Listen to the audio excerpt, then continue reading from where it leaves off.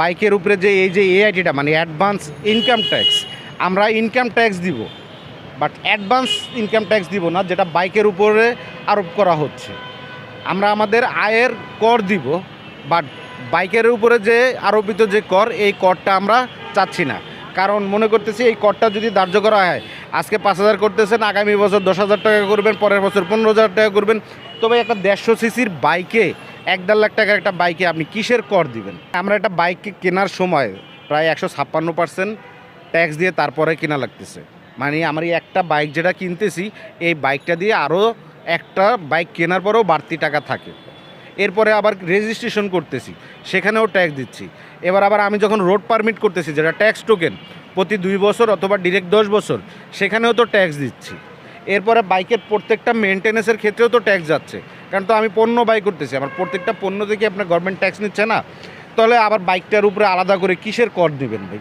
সরকারের কাছে আমার আকুল আবেদন বা অনুরোধ, আপনি গণতান্ত্রিক সরকার, আপনি যদি এই করটা বাস্তবায়ন করেন, যারা পাঠাও রাইড করে বা উবার রাইড করে, যারা ফুড ডেলিভারির কাজ করে ভাই, তারা কয় টাকা ইনকাম করে?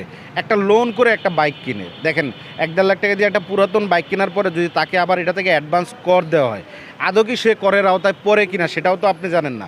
আগে আপনি সেটা আইডেন্টিফাই করেন, এনবিআরের যে দায়িত্ব সেটা আপনি আইডেন্টিফাই করেন, আমি করের আওতায় পড়ি কিনা। দেন আপনার যদি করের আওতায় থাকি বা কোনো বাইকের যদি করের আওতায় থাকে, সে আয়কর দিবে, সেটা বছর শেষে দিবে। কিন্তু আপনি আমার কাছ থেকে অ্যাডভান্স কেন নেবেন? আমি অ্যাডভান্স এআইটির পক্ষে না। যারা মধ্যবিত্ত বা যারা নিম্নবিত্ত, এরা কখনোই শখ করে বাইক কিনে না ভাই, এরা কিনে তার পেটের দায়, যাতায়াতের সুবিধার জন্য।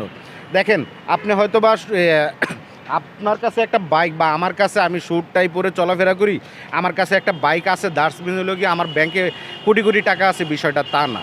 এই রোদ্রের ভিতরে বিভিন্ন মোড়ে মোড়ে দেখবেন পাঠাও রাইডার উবাররা বসে থাকে একটা খ্যাপ মারার জন্য বা একটা টিপ মারার জন্য।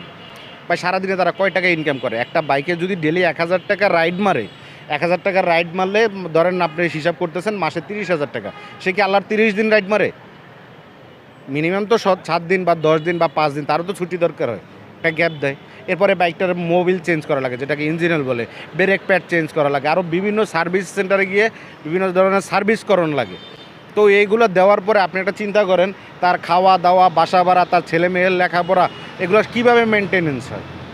এরপরে আপনি সব কিছু, আমার আয় ব্যয় সকল কিছু হিসাব করে দেখেন যে আমি আপনার করের আওতায় পড়ি কিনা, দেন আপনি আমার কাছ থেকে কর নেন, আমি দিতে রাজি। বাট বাইকের উপরে এআইটি আমি দিতে রাজি না। মাননীয় প্রধানমন্ত্রীর কাছে এটাই আমাদের সাধারণ জনগণ বা মধ্যবিত্ত বলেন, নিম্নবিত্ত বলেন, আমাদের বাইকারদের, বাংলাদেশের সকল বাইকারদেরই এই একটা দাবি যে করটা যাতে বাস্তবায়ন না হয়। আমরা এই করের বাস্তবায়নটা চাচ্ছি না। আপনি যেহেতু গণতন্ত্রের সরকার, আপনি যেহেতু ইয়াং জেনারেশনের সরকার, এটার উপরে করটা যাতে আরোপ না হয়, আপনি এদিকে একটু নজর দিবেন।